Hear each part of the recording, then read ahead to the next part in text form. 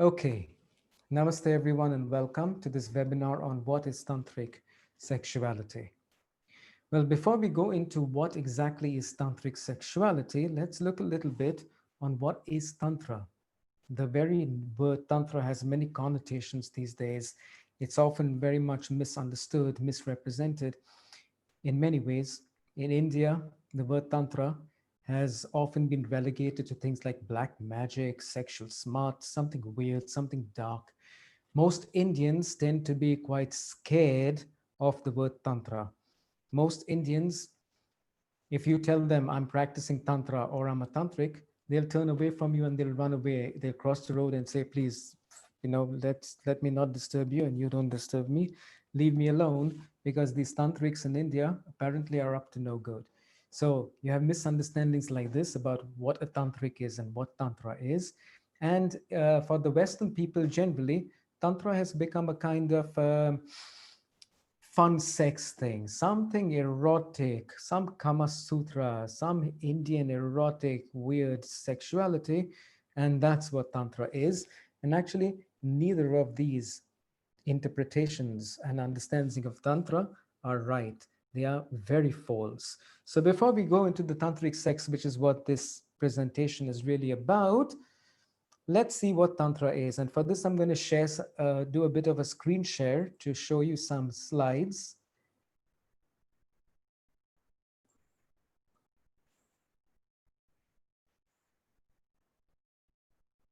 So here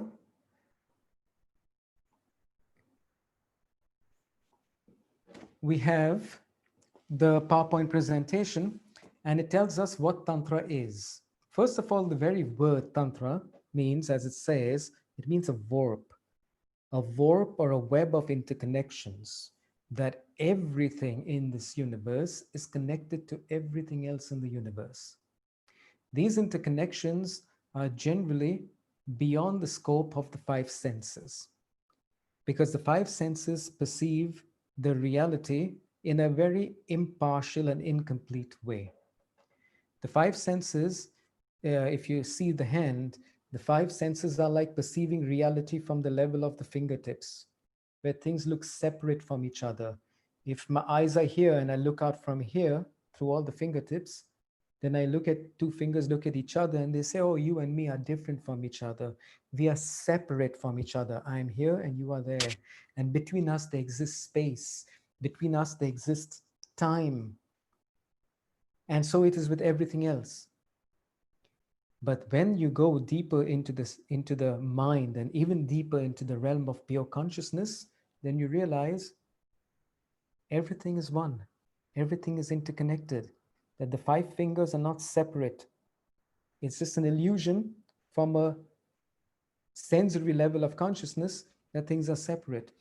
And so this teaching that everything is interconnected with everything else in the universe is not only a tantric teaching. Other mystics like Lao Tzu of Taoism and others, Rumi from Sufism, and so many other mystics, they stumbled upon the same truth. They always stumble upon the same truth, because the reality is that everything is interconnected. Tantra is looking very, very strongly upon this warp, this loom of interconnections, which are subtle. You have connections, interconnections from everything to everything, which are energy interconnections, astral interconnections, interconnections at the level of the mind, the thought forms, the thought vibrations, and how that relates, your thoughts with the thoughts of everybody else, and thoughts in the universe, and the universal thought give feedback into you, right? And then we are connected at the level of karma and causal connections, and ultimately we are connected at the level of the immortal spirit. We are all connected at the level of consciousness, pure consciousness, that I am, that Shivoham state. I am Shiva. At the level of consciousness, at the level of spirit, you and I, everything and everything else is just one and the same, which for now remains like an intellectual proposition. It remains like a kind of a theory. Oh yes, I am one with everything and everything is one with me. But in terms of an actualization of it, it hasn't yet occurred, because that state of actualizing, the state of realizing, indeed, I have recognized it, is no longer some kind of a mental masturbation. It's not a theory. Many people live in this theory, in the new age spirituality, in the world of yoga, in the world of Tantra, and not only. You see, this books have been written about it also, where people write, oh, you and me, we are all one, and everything is one with everything else. And they are speaking, they are saying the ultimate truth. That's true. However, it's a truth which has not been realized, and it is simply uh, blabbed in a copycat way. Why am I saying copycat? Because this truth is realized from the opening of what is called Sahasrara, the crown chakra. It is from the opening of this and the state of Nirvikalpa or Nirvana, as Buddha called the Nirvana, and Patanjali and the mystics of India called the Nirvikalpa Samadhi. It is there that this state of oneness is known. Otherwise, it's a blah, blah, blah. And Tantra is looking upon all these interconnections with two purposes. Purpose number one is, when you know the connections, you can pull those strings, so to speak. It's a metaphor I'm using, no? And you can make changes in the universe, which means one has a certain power, one gets to a certain knowledge, and then an ability to influence the reality in a way which is not possible right now, which would mean that you can influence things which would be normal in a paranormal way, and you can make influences which would be clearly paranormal. And the second purpose of Tantra, global Tantra, is to transcend the entire illusion, to transcend the entire warp, the web, and everything into the realm of pure awareness, into the state of enlightenment, nirvikalpa, self-realization, God realization. This is where Tantra is going. And Tantra is having different lines of practice, different directions, or let's say paths. People often, when they, in the modern days, when they hear the word Tantra, especially Western people, they immediately hear something like Tantra means sex. Tantra means Tantric sex. No, it doesn't. Not at all. Tantra means a warp of interconnections. That's what it means. And in this field of Tantra, there is so much. There are occult parts, like the ancient Indian astrology comes from Tantra. The ancient system of healing, such as urine therapy, comes from Tantra. All the Indian classical music and classical dance all comes from Tantra. The science of worshipping deities, like right now in India, they're celebrating what's called the Navratri, when they are worshipping the Divine Mother in one of her forms, one or many of her forms. Some people worship Kali for these days. Some of them worship Durga, some forms of Kali, Durga, something, something. Well, from where does the instruction and the teachings how to worship a goddess come from? It comes from Tantra. And like this, the ancient Vastu, the Vastu Shastra, which is like kind of equivalence of Feng Shui from China, India had its own Feng Shui, but it's not Feng Shui. It's different from Feng Shui, but the idea is kind of similar. The sacred architecture and sacred geometry, where does it come from? Comes from Tantra. And like this, I could go on, and the list is long, that Tantra is way more than sex. But these are the occult directions. Actually, the music and the dance are not occult, they are in the spiritual. And then in Tantra, you have the spiritual directions, where you have metaphysical paths in Tantra, such as Hatha Yoga, Kundalini Yoga, Laya Yoga, the Bhakti Yoga, the Nidra Yoga, the Kashmiri Shaivism forms of advanced yoga, certain forms of yoga which could be called Raja, but that's a slippery word in India because they use it in different ways, this name Raja Yoga. So my point is, there's so many spiritual paths under the umbrella of Tantra because they are based upon the same view. They are based on the same principle, the Tantric mentality, or the Tantric view of the world, of the human being, its relationship, the human being's relationship with the universe, and the same view, perspective on spiritual path, on spiritual sadhana. The goal being the top of the mountain, the goal being cosmic consciousness, the goal being freedom, truth, eternal life. So, of the various paths you have in Tantra, there is one path specifically which uses the sexual resources of men and women.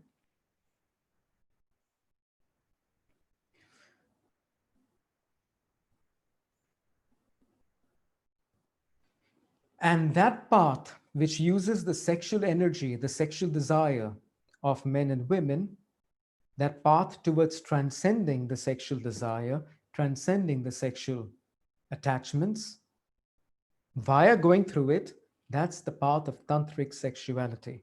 So let me make it clear.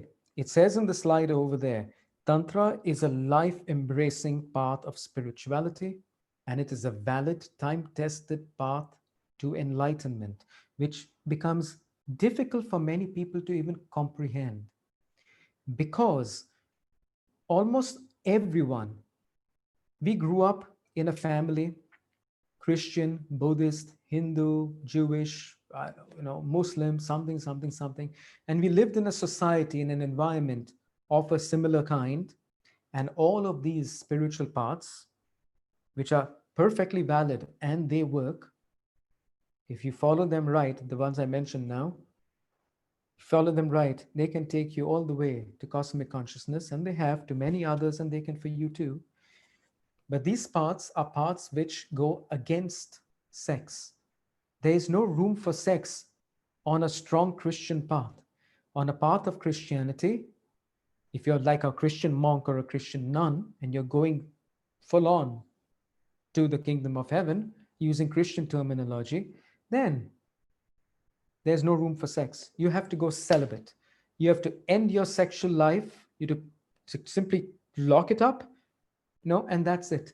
And you take a vow of chastity in the name of the Holy Father, the Son, and the Holy Spirit. From this day onwards, I'm going to practice chastity, celibacy, no sex, refrain from sex. The same thing goes with Buddhism. The same thing goes with all the other fundamental religious spiritual paths on the planet. Even the yogis of India, 95% in the whole history of the yogis of India, more than 95% of them were having exactly this non-tantric attitude, non-tantric philosophy, non-tantric mentality, in which the entire universe is just a maya. It's a dream in a dream in a dream in a dream. And we want to step out of the dream. So let us go away from the world. Forget about friends. Renounce. Renounce friends, family, fortune. Renounce everything. Renounce all your desires. Renounce all your attachments. Burn it all to the ground. Walk away. Go to a forest, desert, cave, monastery, ashram, something. And there alone, along with your guru and your sangha, your spiritual brothers and sisters, if there's a sangha, you focus all your energy, all your mind, all your attention on the spiritual quest. And there's no space for anything worldly. There's no space for, let's make some money. Let's watch some Netflix. Let's have some massage. Let's give some massage. Let's have some sex. Let's nothing. In monastic life, you have none of these. It's like you renounce the entire world and all the activities of the world, and now you are given yourself to God. This is called ascetic, and you'll see it's coming in the next slide. And most spiritualities go like this. And these are the spiritualities in which you have grown up. Whether you're atheistic, whether you believe in God and truth or not, whether it doesn't matter with this, because your subconscious mind has been already infiltrated by the ideas that sex and anything spiritual will not go together. And therefore, to embrace this sentence written there, that Tantra is a life embracing path of spirituality and a valid path to enlightenment. And here I mean the Tantric Sex especially. And he says it can't be. Oh, it's too good to be true. How is that really possible? And yet it is. And the other thing, which is the next point, says the Tantric view is that we can transcend sexual desire by going through the sex itself. This webinar is on what is tantric sexuality. How is it different from regular sexuality? And in whatever I'm going to say, I am not putting down in any way the regular sex. I'm simply showing you what tantric sex is about. And then you decide, what you want to do and how you want to do. When we go into the regular sexuality, what happens is our sexual desires keep on compounding. They keep increasing. All desire, not just sexual desire, all desires are basically sproutings of certain samskaras, deep subconscious imprints we carry from life to life to life to life to life. And when we play with them, a seed sprouts, it becomes a whole tree, and then gives many more seeds, which again have to sprout and become a tree. And it goes on and on. And this cycle of samskaras and vasanas, the subconscious imprints, and the karma related to them keeps on ripening, keeps on and on and on. And this endless cycle of samsara continues. There's no freedom in this. And therefore, a mystic like Buddha, Patanjali, and every other guru has said, Buddha said it so clearly, as long as you have a single desire left, you are not going to transcend into cosmic consciousness. Samsara will continue. And therefore, all desires, including the sexual desire, has to go completely. You have to burn it out. And while there are spiritual practices and paths like the ones I mentioned before, which are called ascetic, going away from the world kind, in which you transcend the sexual desire by denying it and not going into it, stay away. It's like you don't feed a plant. You don't give it any nutrients, any soil. You pull it out from the soil. You wrap it in plastic wrap so it gets no air, no oxygen or air. You don't give it any water. And you throw it in a dark room. That plant without soil, without water, without air, and without sunlight will die because you don't feed it anything. Similarly, the ascetic spiritualities, they deal with desire, all desire, and the sexual desire by not feeding it any attention. Do not invest any energy into it, any thought into it. If there comes a sexual desire while you practice your meditation, yoga, prayer, slap yourself and pray 3 times more, and do not put any attention and energy in the desire. And then 20 years later of starving it out, it will die and you'll be free. Tantra goes in another way. And Tantra says we can go through with a specific technology and a specific state of awareness and consciousness. We can go through the sexuality, enjoy the different manifestations of sexuality, and come out of it transcending the sexual desire anyway. It's like a jujutsu move. That you have when you are combating, there's a way to fight in which you fight 2 opponents like 2 bulls locking horns, like wrestling, like this, pushing against each other, forcing like this. And then you have the jujutsu style, which is this one is pushing and this one takes it and takes it where it wants to go, using the energy and the momentum of your opponent to take him where you want him to go. This is Tantra. Tantra is using the sexual desire, not fighting it like this, using it and taking it where you want it to go anyway, which is cosmic consciousness. So, and then the other thing it says there is that Tantra, the Tantric view is that all the beneficial energies of the universe can be and are used as a spiritual resource, your sexual energy being a fundamental energy in you and in this universe, which is used as a spiritual resource. In order to understand what is tantric sexuality, how is it different from regular sex, you have to first understand this, because it gives you the orientation, it gives you the direction, it gives you the purpose of what Tantra is for. In particular now the sexual Tantra, what it's for, and then we understand. Let's see here briefly the difference between the tantric path and the ascetic paths. And it says, in Tantra, the universe, the manifestation, the world is seen as Shakti, as the feminine aspect of the divine.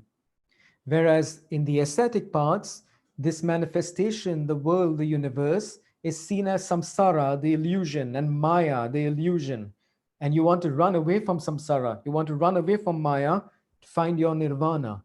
Tantra says this samsara is nirvana, and nirvana is samsara. But it's difficult to understand just like this. It's not about talking it, it's about realizing it. That in the world, God is everywhere. Your senses cannot perceive it, but wake up your consciousness and you will know it. And Tantra, therefore, because of the world is not just an illusion, but it's Shakti, the Divine Mother herself, Tantra embraces Shakti. Tantra embraces all the things of the world. Yes, everything. Tantra has a way to play magic in the world where you take the world and you sublime it to cosmic consciousness. All the energies of the world, everything to cosmic consciousness. Here's what I found on the web. Hold on, guys.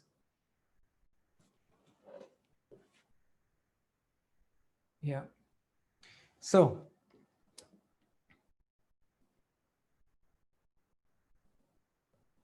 there is a dictum in Tantra which says, from the mud, you grow the lotus flower.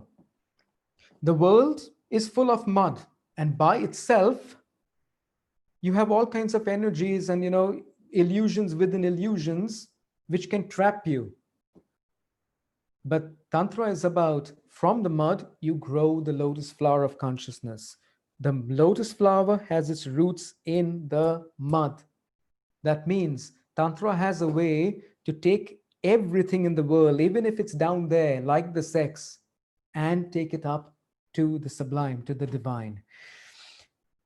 Whereas the ascetics, as it says there, it rejects the world. It sees the world as an enemy. And while Tantra is about amplifying energy and growing the energy, the ascetics are about suppressing, repressing, and killing the energy because it's all a dream in a dream. It's all a maya within a maya within a maya. It's a difference in perspective that you need to understand. Let's go further. And now we go more into that you understand that the sexual tantra is a path to the divine. Let's see what tantric sexuality holds. How is it different from the regular sexuality? When it comes to other spiritual traditions, I told you there is no sex because those traditions work in one way. Tantra works in another way. And let's see, it says there, first of all, the motivation. The motivation when it comes to tantric sexuality is nothing less than nirvana itself. The motivation of tantric lovemaking is cosmic consciousness, spiritual freedom, perfect knowledge, like spiritual knowledge, spiritual awakening. This is the goal of the tantric lovemaking. Regular lovemaking has a different goal. Regular lovemaking has as its goal seeking pleasure. You see, when most men and women they find each other attractive, they feel sexual desire, chemistry, attraction for each other, and then if they make love, what does the love making serve as purpose? What's the point? It's very simple. The motivation, conscious or unconscious, is this: I'm driven by my hormones, I'm driven by my lust, I'm driven by my desire. And let's say, as a man, I'm looking at a woman and I see her soft, luscious lips, and I want to kiss them. I look at her hips and I want to touch them, massage them, feel them, kiss them, lick them. Yeah. I look at her breasts, I look at her curves, I look at her thighs, her bum, and no. And a woman to a man. This is the sexual chemistry, this is the sexual desire, which would be called lust. I'm lusting over that person. In most spiritual traditions, lust is a no. It's one of the great impurities, and you have to stay away from it full on. You cannot pollute your mind and your spirituality with lust. In Tantra, it's a different story. I'll explain the detail about lust soon. But for the regular sexuality, the point is, I just want to explore my sensuality. I want to explore my sex. I want to explore my desire. I want to fulfill myself sexually, like in all the caressing, kissing, foreplay, penetration, and all of that. Men and women want to explore. They want to feel a lot of fun. They want to even feel intimate and close, like feel emotionally connected and whatnot. This, especially women. Men are most men are usually not even going there, but women kind of need an emotional connection and this and that. And of course, it is because you want your sexual pleasure, which is the big O. It's the big orgasm. Hey, would you make love if you would not get to orgasm? Would there be any point? Like if I told, and you're like, I see two men over here, but even if it's women, I'd say, yeah, you do sex, but there's no orgasm. Never ever. You're going to have no orgasm. You're going to be like, what the heck do I do the sex for then? Ultimately, I want my big O. I want my pleasure. And what keeps you chasing after sex? Look carefully, like really look into it. You see, I'll tell you the answer and you validate for yourself. You either confirm what I'm saying or you uh, not confirm what I'm saying from your own experience, but you need to look at it carefully. You can't just answer right now. Yeah. And that is the reason you chase sex is not for the boobs and the hair on the chest and the sound of his voice and for her sexy thighs. That's really the excuse. That's the superficial thing. But if you look deep under that, you're chasing sex because sex gives a certain kind of an ecstasy, a certain pleasure, ecstatic pleasure, which nothing else gives you. Like you eat a chocolate, you like eating chocolate, and you get pleasure from eating chocolate. Is the pleasure of eating a chocolate the same as a sexual bliss, orgasmic bliss? You'll say, Ian, you can't compare even. It's not, right? Is the pleasure of sitting in a roller coaster and having a fun joyride same as the pleasure of a sexual union, especially when there's deep orgasm? Which other pleasure can come close to the sexual pleasure? Nothing. And that's why we run to it again and again, and we chase after it and we want it again and again. And the spiritualities, most spiritualities, those ascetic kind, they tell you no, sex is something not good. It's unholy. It's dirty. It's down there, this thing. You're a kid, you're playing around the house. You know how kids are like, oh, you play. And then your grandma sees you running to the toilet. And basically, you've gone to take a pee-pee. So you run in, pee, and you run back out to play. And then Granny goes, what? And then Granny says, did you take a pee? So yeah. And then she says, did you wash your hands? And you had not washed your hands. So then it's like, get back there and wash your hands. Right? When you took a pee, you had to wash your hands. Really? Why? Like, I'm a man. If I'm a 7-year-old boy and I go to pee and I take out my lingam with my hand, so I'm touching my lingam, right? I pee, then I put it back in my pants and zip it up. And why should I wash my hands? Really, my hands are more dirty than my lingam that's protected in my pants and underpants and all that, right? Yeah. So why should I wash my hands when I touch my lingam? When I touch the doorknob, which is much more dirtier than my lingam, I don't have to wash my hands. When I touch this mouse, which has got much more whatever it's got than my lingam on it, I don't have to wash my hands. I touch anything else, I don't have to wash my hands. When I touch my dick, I have to wash my hands. Why? Because it's a collective brainwashing. That's why. Because it's down there. You see, your grandma didn't teach you what? Did you touch your vagina or your dick? Good. Now put your hand on top of your head and touch your crown chakra, because your crown chakra is now hallowed because you touched your dick to it like this. See? Well, that's exactly what the tantrics do. The lingam, that's the penis. The tantric word for penis is lingam, like the Shiva lingam, the phallus of Shiva. And the vulva or the vagina of the Shakti of the woman is called yoni, which means the lotus flower. The genitals in Tantra are transfigurated. like this. It's not something dirty and down there. You see, the tantrics, and I don't mean pseudo people, yeah, the real ones, are able to bless with their genitals. Yes, traditionally you give blessing like this with your right hand.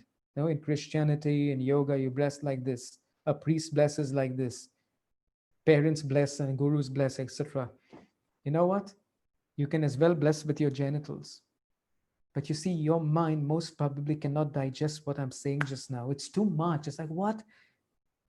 Bless with my genitals? Yes. Anyway, so um, I was saying that we chase after the sex because there's something very special hidden in the sexuality. And we think it's about the pleasure. We think it's about the breasts and again, the body and all that stuff and the sexual act. It's not. That's the superficial thing. Much under that, much under that, you have something else going on. And I've written there in that slide, in red over there, it says there's a mystical impulse that you're not aware of. And I'm going to make you aware of it. What does Tantric sexuality capitalize upon? Tantric sexuality capitalizes upon this, that your orgasm, this thing, this bliss, this ecstasy of an orgasm, both as men and women, when you have it, you notice your mind stops when you're having an orgasm and someone asks you, hey, what's your name? Can you answer? Like in the middle of an orgasm, like right in it. Whoa! Can you answer? Hey, yeah, my name is Jack or Sally. Try next time. Tell someone to ask you your name while you're orgasming. See if you can even comprehend the question. Most probably not. Later you'll say, oh yeah, what a name, right? My name is Jack or something. Nope, not in it. Because even in the 1 second, 2 second orgasm, like when most people have an orgasm, they have it like this. Oh baby, I'm coming. Ha, ah, ah, ah, ah, ah.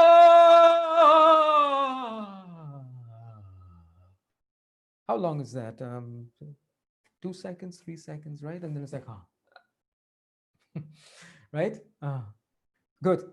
But the peak of that orgasm was just a few seconds.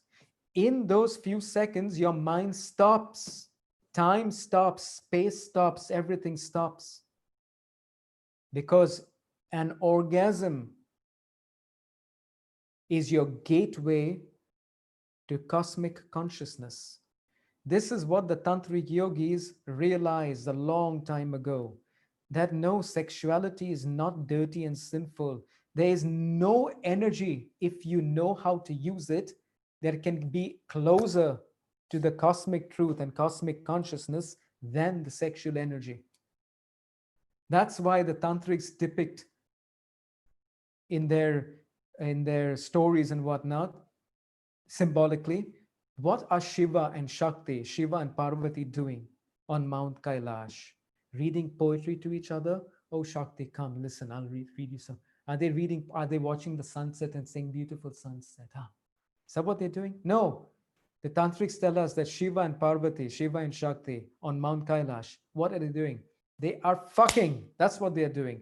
They are making love, and they're making love so strong that the whole mountain is shaking with the love making of Shiva and Shakti. That's what they are doing. See? So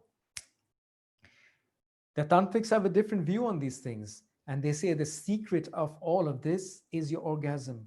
Your orgasm is your gateway to cosmic consciousness.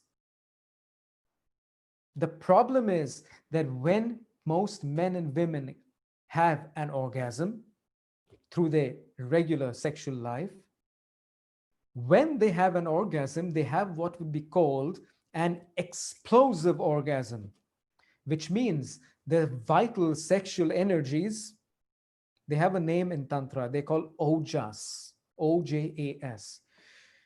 This Ojas, or this vital sexual energy, is exploded. It's an explosive orgasm. You feel like an energy and also certain fluids emitting out of your body. And then you feel, oh, it's like, oh, and depleted after that, drained after that. Rupi, let's go to sleep. No? If I say, If you have one of your explosive orgasms, for you men, that would mean an ejaculation. We make love as men, and then we have our, oh baby, I'm coming, ah, splash, splash, splash, orgasm, orgasm, finished, right? For women, that would be something similar, like when the woman is having clitoral stimulation, she has a very similar orgasm. Women are very specially gifted with sexuality, by the way. One, women have a much stronger sexual energy and sexual power. Between the if just take arm wrestling, yes, if the sexual power of a man was arm wrestling the sexual power of a woman, just using a metaphor now, the woman will always, always, always win. You'll have very few exceptions when the male sexual vitality is much stronger than a woman's. Like, for example, there were some, the famous Rasputin, no, from Russia. Rasputin was having a sexual vitality as a man, which was extraordinary.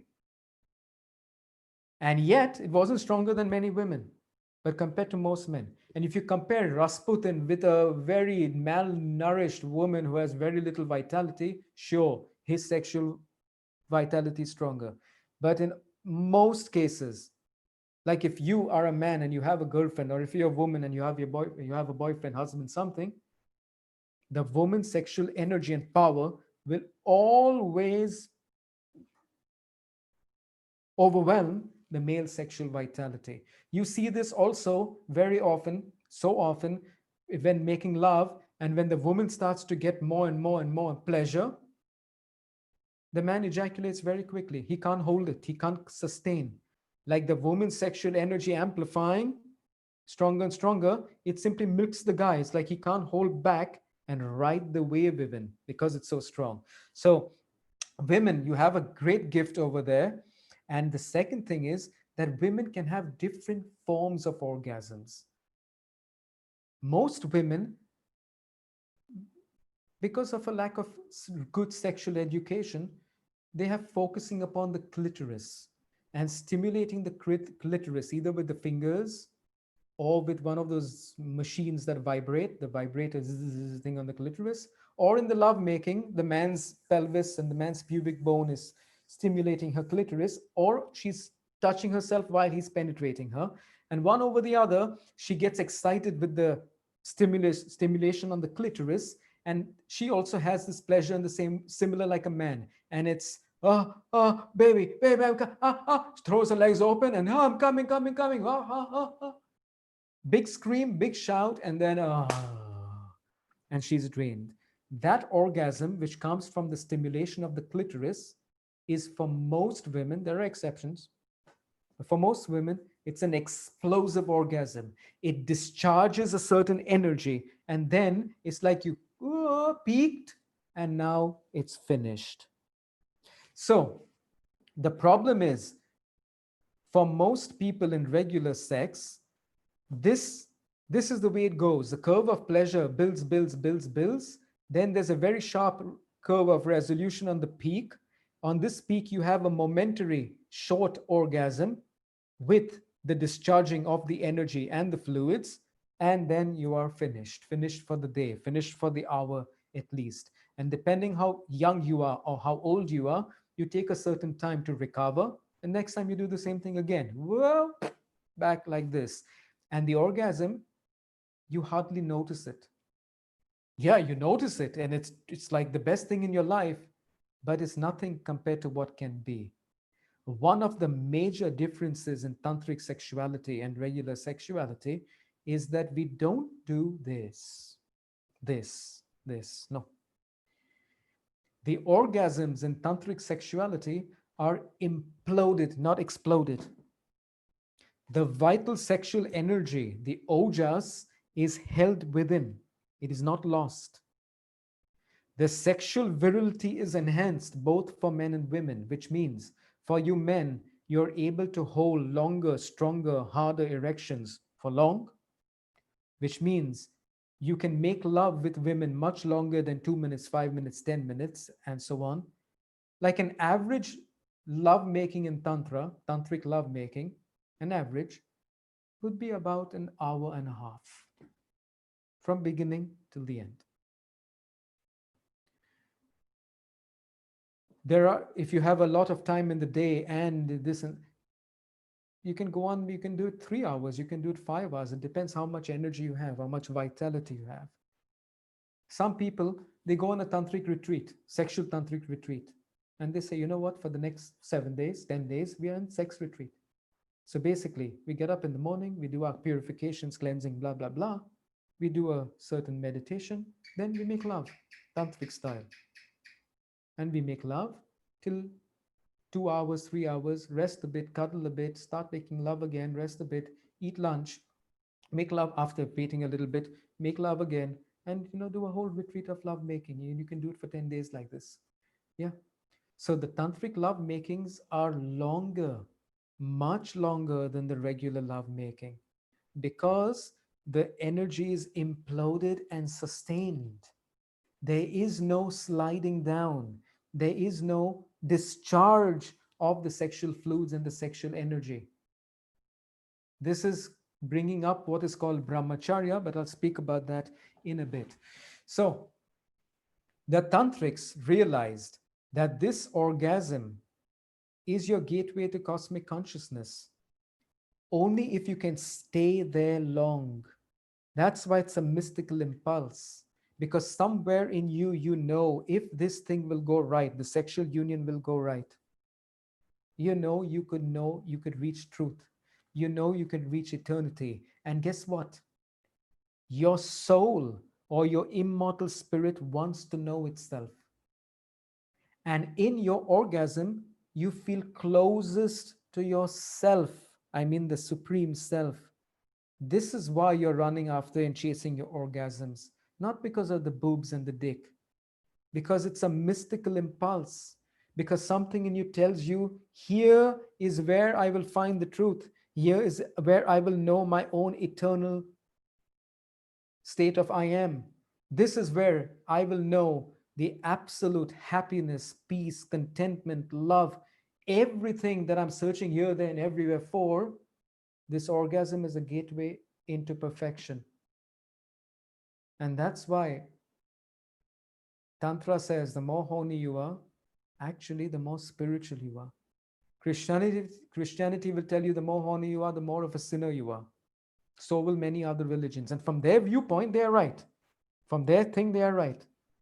But they don't understand what sexuality is about. That path does not work on sexuality. It works in another way. Tantra has looked into the sexual thing correctly. And they found out, hey, this thing is holding a huge secret over here, huge power over here. And if you can harness it, if you can extract the power of your sexuality through it itself, you can transcend and go into cosmic consciousness. Sexuality becomes your ladder to your spiritual revelations, your spiritual insights. That's why it says over there, sexual desire, seen from the tantric standpoint, is a desire for the spiritual union within yourself to begin with. And then as an extension, spiritual union with your partner. But it's not about just a union of flesh. It's a union in spirit. It's a union in consciousness. It's a union in divinity. It's a union in Sahasrara. And it says the Tantric sexuality is having as its motivation to harness the power of the sexual energy towards realizing the spiritual goals. And now this slide will give us the rest of the details about what makes sex tantric. Pillar number 1 is called Brahmacharya. Brahmacharya means, I don't have time to explain the whole meaning, the Sanskrit words and all. I'll just tell it to you. It means to be a master of the creative force in your being and in the universe. Brahma, the creator, Acharya, to be a master of. Brahmacharya has been in India mistranslated as celibacy. Celibacy means no sex, refraining from sex. But Brahmacharya doesn't mean celibacy. Brahmacharya means learn to master the sexual energy. That's what it means. There are two ways to do this. Way number one is by celibacy. You don't lose the sexual energy because you don't have sex and you don't masturbate and you don't do wet dreams, nothing. So your sexual vitality is held. And the other way is by going into the sexuality and learning to do the sexual tantra, the training for men and for women on how to make love actively and yet be able to hold the sexual energy. For example, for men, how can a man, the training in Brahmacharya would be how a man can make love actively and not ejaculate. Not only not ejaculate, but learn to orgasm profoundly again and again in multiple orgasms and not ejaculate. How to break this habit of ejaculation and orgasm, which come together for most men, out of a self practiced bad habit, how to break it, and how to be able to orgasm without ejaculating. For a woman, it's similar. How a woman can cultivate her deep, feminine, powerful orgasms, the orgasms that come from the deeper parts of her yoni, not just her clitoris, like orgasms from the entrance of the yoni, orgasms from the upper wall of the yoni, G spot and deeper inside, orgasms from the back wall of the yoni, orgasms from the stimulation on the cervix directly, the cervical uterine orgasms, the most powerful, the most spiritualizing orgasms a woman can have. Anal orgasms, nipple orgasms. Wow, the sexuality of women is profound. So, to be able to hold the sexual force, the vital force in, both for men and women, in the active love making in Tantra is Brahmacharya. And without Brahmacharya, without holding the fuel, there is no Tantra. You can't have not just no tantric sex, no nothing. No hatha yoga works without that, without Brahmacharya. No Christianity works without Brahmacharya. No spirituality, no vipassana, no headstands, no asanas, no pranayamas. Nothing will work. It's like a steam engine without steam. A steam engine without steam stands in the same spot. It goes nowhere. Your spiritual engine without your ojas, the sexual vitality, goes nowhere. You have to cultivate the ojas, which means Brahmacharya. So that's one fundamental difference there. The second thing, which point illustrated over there, tells us that tantric sex, I told you there about implosive versus explosive orgasms. It's written in this next slide over there. The sexual energy in the act of lovemaking is via certain practices of yoga, via certain focusing, like ways to focus the mind, via breathing, via contracting certain muscles in the perineum area and whatnot. Men and women sublime the sexual energy higher to the chakra, upper chakras, higher along the being, and thus elevating their states of consciousness. It's about sex to samadhi, as Osho put it. It's a sublimation, to sublime, to sublimate, to take what is gross and heavy and to sublime it and refine it and make it into something light, refined, spiritual. Sexual energy, sexual desire, sexual act by itself will remain at one level. But that same energy which is imploded and held back, not exploded, not wasted, you refine it. You know, in the old days in villages in Europe and India, in the old days, there was they were collecting shit from animals, and that shit from animals was releasing a gas. That gas was focused and pushed to spin the wheels of a certain machine like a generator. Those wheels were spinning, and one thing over another after another, finally you had electricity. And from shit, you got via a series of conversions, you got electricity. Shit smells bad. And that electricity as light has no smell whatsoever, and it illuminates your house. How do you get from shit to light? Via a series of conversions. One form of energy converting to another form of energy to another form of energy till you have light, right? The sexual energy, we are putting it under the same process of conversion. You convert it in the active lovemaking itself. And what does it become? Your sexual desire becomes spiritual desire. Sexual desire becomes what is called in India Ishvara Pranidhana, spiritual aspiration and the longing for the truth. Your lust becomes love. And I mean not love in the romantic sense like Hollywood teaches you, when Harry met Sally. Not that. I mean the true love, the love like Rumi knew love, the love like the mystics knew love. Lust to love, forgetfulness to remembrance, worldly thoughts to prayer. So it is the sublimation of energy and also the sublimation of the pleasure and sublimation of the orgasms. What does that mean? It means your regular sex, when you have pleasure and orgasms in regular sex, it's most often focused and localized in the area of the genitals. Maybe for some women, this pleasure spreads more and she feels it even in her breasts and whatnot. But for most men and women, they feel it in the genitals. Guys, where do you feel your orgasmic pleasure? In your head? When you have an orgasm, you feel your orgasm here, or in your dick? Where do you feel it? The answer is clear. Women, when you have your orgasms, you feel them down here, or do you feel them up here in your Ajna chakra? Right? Tantric sex is about moving the pleasure up, moving the orgasms up. Oh, would you not like to know what it feels like to make an orgasm in the heart? Your heart chakra, your heart plexus, anahata chakra, you orgasm from there. What's that going to feel like? And not just for 2 seconds, but Tantra teaches us how to orgasm for men and women non-stop. Can you imagine what a 30-minute orgasm would be like? 30 minutes, you're on and on and on and on and on. Wow. Like that. You're gone, gone, gone, gone, gone. But not just 30 minutes of an orgasm like you know it, 30 minutes of an orgasm in your heart. How about 30 minutes of an orgasm in your third eye? Or even better, in Sahasrara? Where would that go?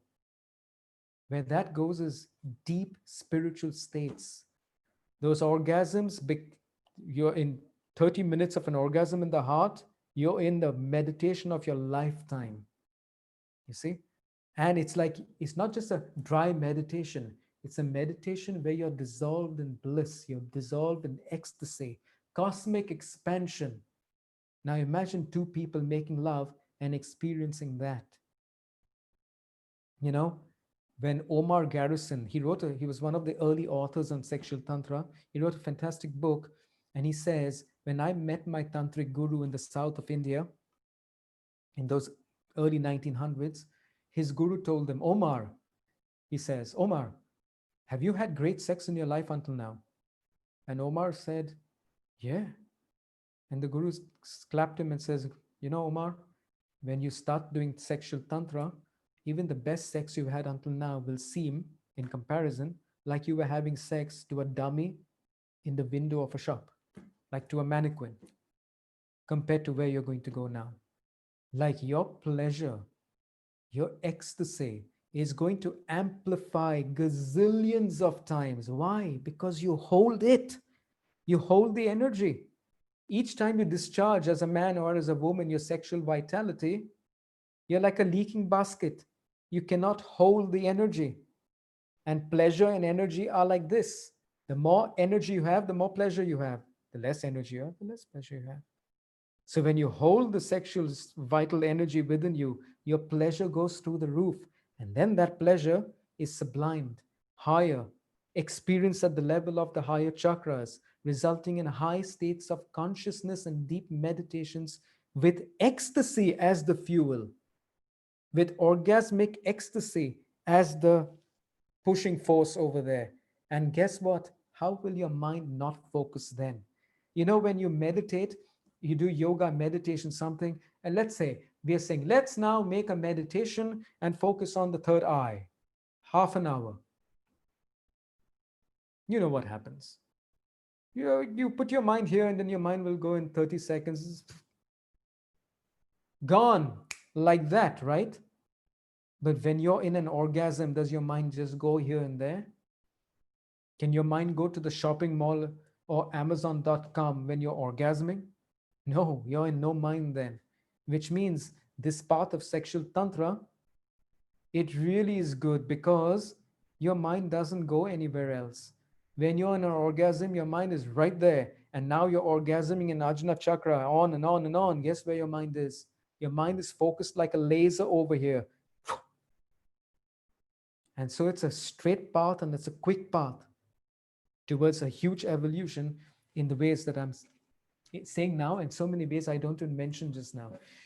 Yes, so it's about rising the pleasure, rising the energy, subliming the orgasms, deep meditation into the orgasm, and the great spiritual insights that come from there. That's what tantric lovemaking is about. The goal is not pleasure. The goal in tantric sex is cosmic consciousness. Pleasure is your donkey you ride to cosmic consciousness. You focus your orgasmic bliss and pleasure into cosmic consciousness. It's your vehicle that takes you there. Sexual tantra is not about let's have fun and pleasure, full stop.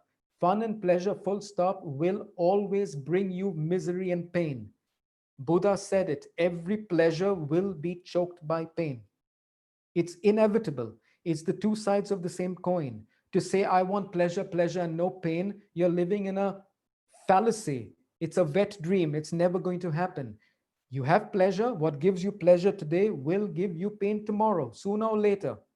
It can be a person, it could be a thing. It's inevitable. So, Tantra knows this. Tantra doesn't focus on pleasure, full stop. Oh, let's have great pleasure. Tantra is focusing on using the pleasure, riding the pleasure all the way till nirvana. That's the goal. Pleasure is your horse, not the goal. Pleasure is your vehicle. But you cultivate that vehicle, you cultivate that horse that will take you all the way there.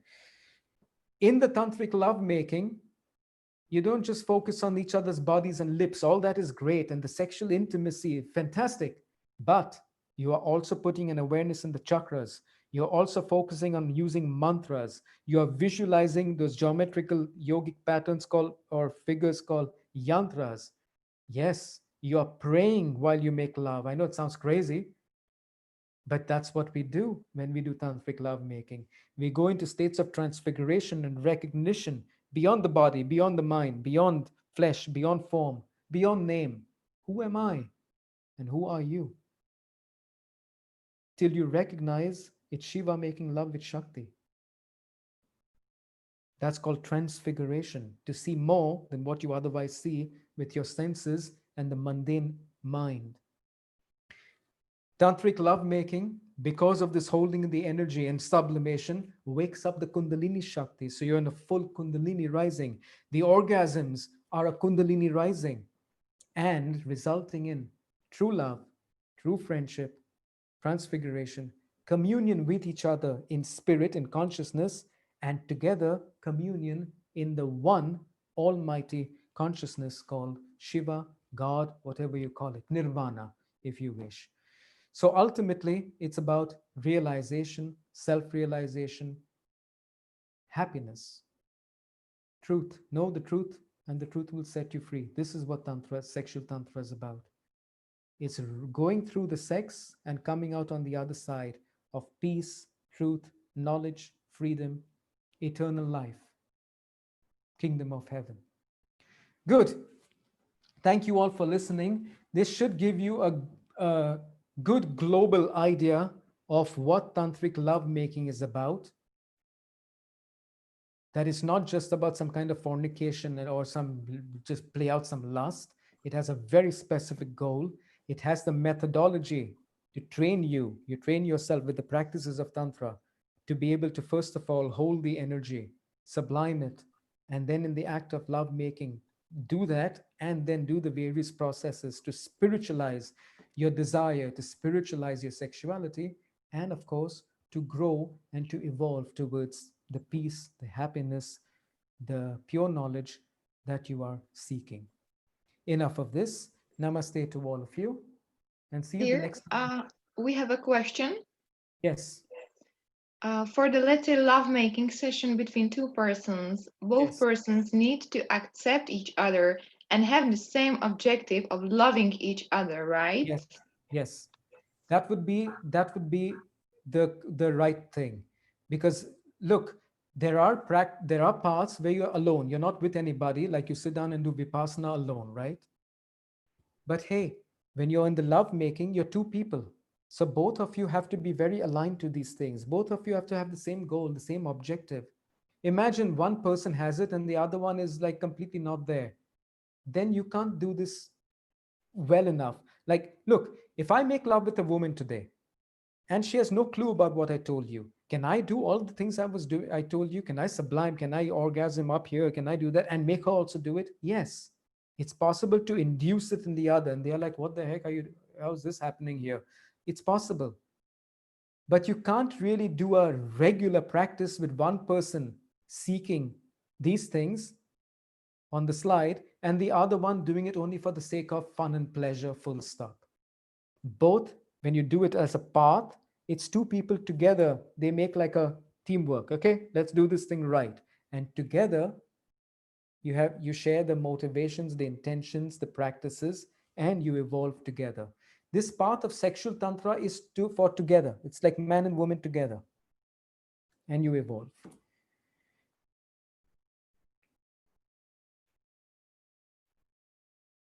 Good, my dears. Thank you all for being present and listening. See you around next Saturday when we have another one of these webinars. Till then, have a lovely day, a lovely evening, wherever in the world you are. Namaste.